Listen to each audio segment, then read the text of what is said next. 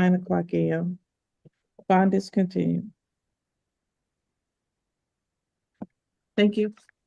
Roll call the matters of Corey Brown, 24T 00167, well as 14W 004184. Paul Barnett on behalf of the township. Matthew Mansour on behalf of Mr. Corey Brown. Corey, can you have them unmute you so you can say your name?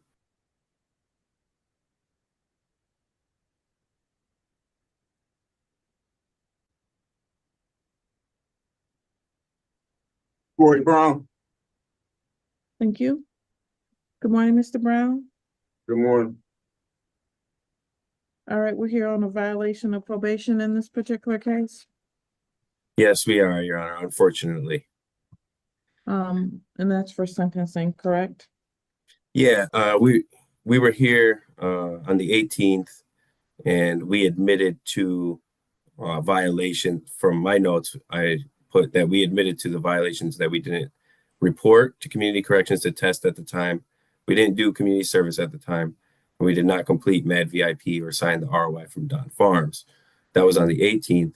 But then the community corrections report came out where Mr. Brown did get his Soberlink, but he missed a lot of days. And we have an explanation for that.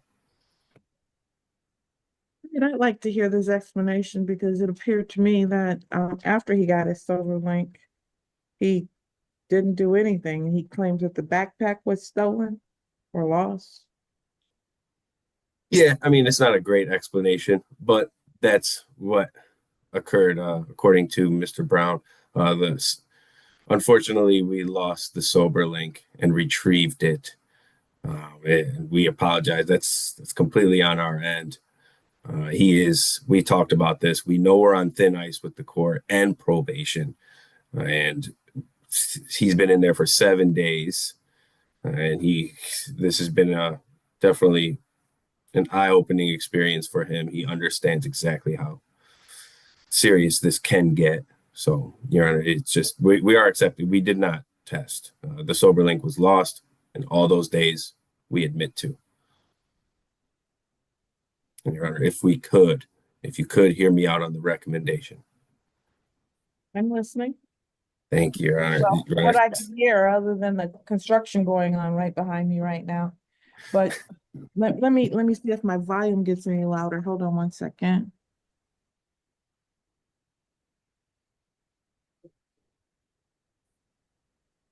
It does not. All right, go ahead. Well, I'll do my best. I'll try to talk as loud as I can without screaming. But, Your Honor, it's been 7 days. He's been in there. The recommendation is 15. We understand why the recommendation is what it is. But Mr. Brown has a lot of good things going for him outside of jail. He has a career that he cherishes. He's been in communications with his boss, with his management, to hold the job open for him. I know they'll let him continue working if he can get out as soon. What is it? Doing what?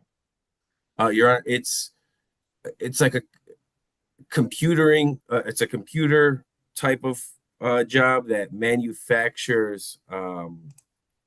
What is it? Metal fabricating. So it's like a kiosk type of work environment, from what I know, from what I got out of it. It's a great job for him, and it's very important for him because he also has to pay child support. So it plays hand in hand. It's very good.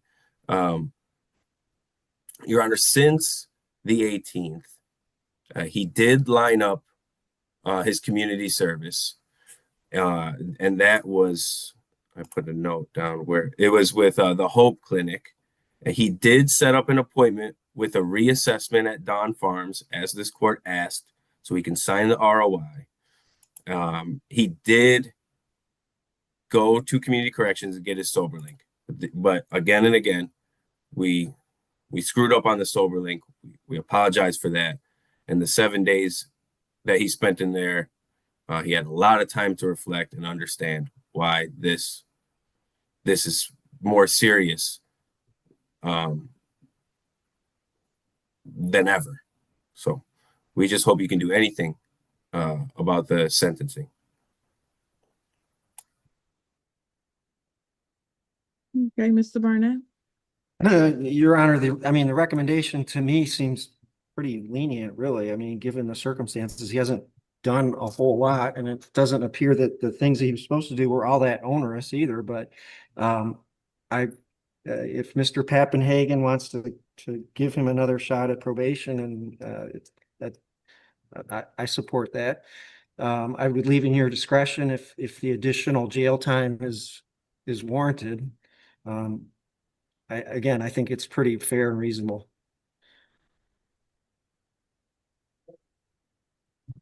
Well, before we get to that, let's deal with the third violation that he has. And as to whether he's gonna, you said he was going to admit to that. So let me make sure that he fully understands. So you have a right to have a hearing on whether or not you violated the terms of your probation by failing to test via Soberlink on June 20th, June 21st, June 22nd, and June 23rd. So essentially you picked it up and didn't test it off. So are you requesting a hearing, waiving that hearing, and going to admit? What is your position?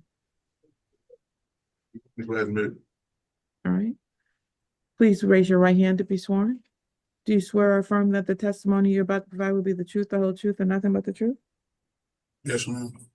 Do you acknowledge you failed the test on all those days, sir? Yes. All right. Find that there's a knowing and willing admission to the violation. My defense is satisfied, Your Honor. Township satisfied.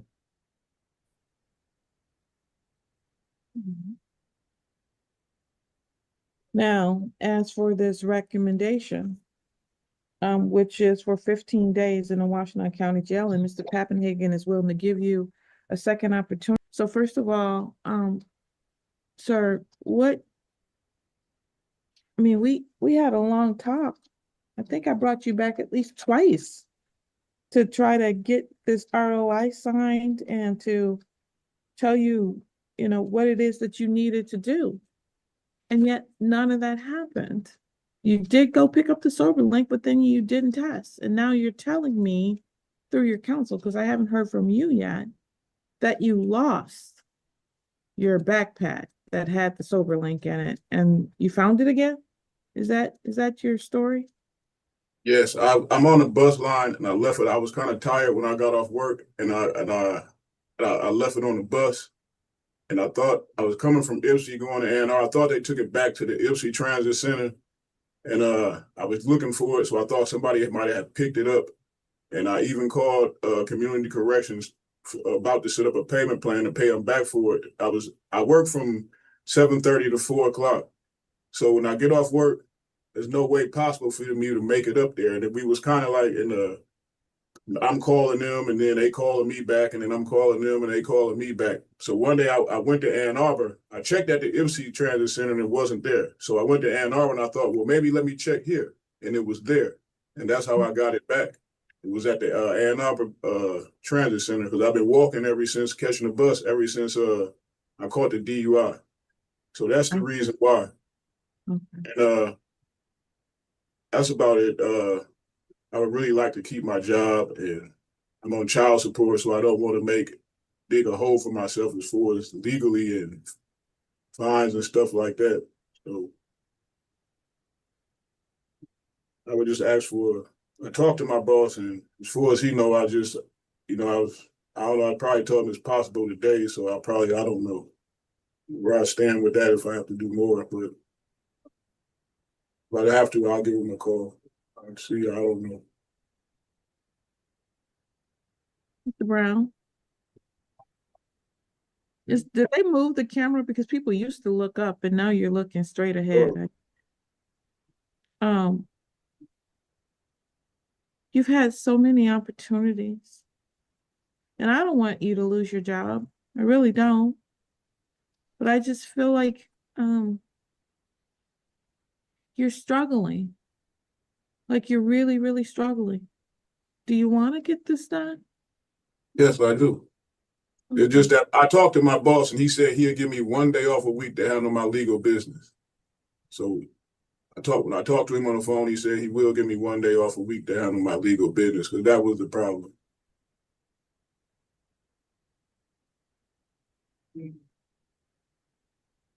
But I had to help, I got to help out the person that I'm living with and stuff like that. So I understand you're not helping them out. You're paying your way. So, but that's kind of the way it works. You can't just stay with people for free because it's an expense. So, I mean, I get all that. I just want you to take this more seriously, or at least appear to. I don't know whether you do or don't, but it's the appearance that's the problem, right? So, what I'm going to do is I'm going to follow a recommendation to this degree. I'm going to sentence you to 15 days in the Washtenaw County Jail. I'm going to give you credit for the 7 days that you have spent in, and I'm going to find that the 8 other days are held in abeyance. I'm going to put you on the SCRAM tether. As long as you're doing what you're supposed to do, then I won't impose the other 8 days. But you make another mistake and immediately you're doing the first 8 days, and then we'll see whether we're just done, period, and whether you're going to do the whole time. Okay? Did you hear me? I'm sorry? does that mean I could go home today? Yeah, that's what abeyance means, that you don't have to do it right now. You only have to do it if you mess up again. Thank you, man. So I'm gonna bring you back here. Your probation is gonna be reinstated with the additional condition that you're on SCRAM now. And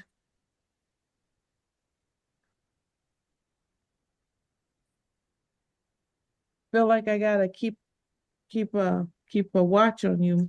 I'm gonna see you back here on September 2nd, which is about 45 days, and see if you need to sign that ROI immediately within 24 hours. Okay? Okay, she said I have to do an assessment before I sign a release of information. Okay. Mr. Stowe, you need to put on some clothes or turn your camera off.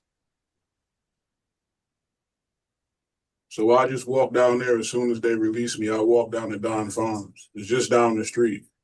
Okay. All right. All right. All right. Thank you. Thank And, you. I'll see you back here on September 2nd. Thanks, Your Honor. Could I get one breakout room with him before he leaves? I just got to talk to him about a few things. Yes. Thanks. Yes. All right, let's talk about that. The probation violation hearing for Corey Brown had all the elements of a courtroom reality check: missed deadlines, a questionable excuse, and a judge trying to thread the needle between accountability and giving someone one last shot. Brown was already on thin ice after failing to complete several conditions. No community service, no VIP class, no ROI from Dawn Farms. Then came the kicker. He picked up his Soberlink device and promptly missed 4 straight days of tests. His explanation: he left his backpack with the device inside on a bus after work, figured it was gone, and eventually found it at a transit center days later. It's not exactly the kind of airtight defense that inspires judicial confidence. Magistrate Hillary Braley listened patiently but didn't sugarcoat the fact that Brown had been given multiple chances already. His attorney framed the week he'd already spent in jail as a wake-up call and highlighted his steady job and child support obligations, painting him as someone who could succeed if he just kept his focus. The prosecution noted the existing recommendation minus 15 days was already fairly lenient under the circumstances, but was willing to support another chance if probation was extended. Braley's solution was a measured compromise. She imposed the 15-day sentence, credited him for the 7 days served, and held the remaining 8 days in abeyance, tied to a new SCRAM tether condition. The message was clear: one more slip, and those days would be served immediately. No second discussion. Brown seemed almost relieved to get out and promised to sign the ROI within 24 hours, though the judge had to remind him that appearances matter as much as intentions. This hearing wasn't about a dramatic outburst or high-stakes argument. It was about a defendant whose case is teetering between potential success and total derailment. Magistrate Braley managed to keep the tone firm but not crushing, making it clear that the court's patience isn't endless. If you found this hearing insightful, consider subscribing, hitting the bell, and letting me know your thoughts in the comments below. I read every one.